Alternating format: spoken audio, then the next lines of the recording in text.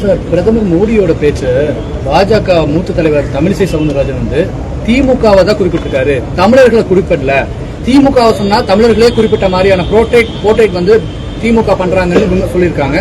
இதை நீங்க எப்படி பாக்குறீங்க? பாஜகவை விமர்சிக்கிற போதெல்லாம் ஒட்டுமொத்த இந்துக்களையே விமர்சிக்கிறோம் என்று திசை திருப்புகிறார்களா இல்லையா?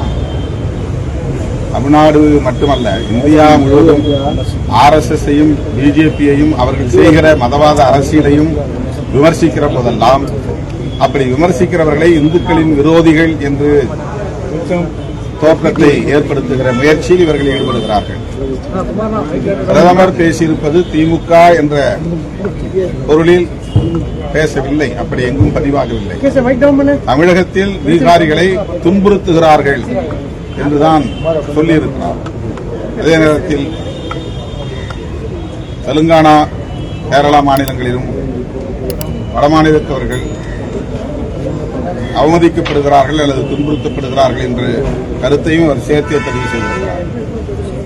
ஆக அவருக்கு தேர்தல் அரசியல் முக்கியமானதாக இருக்கிறது.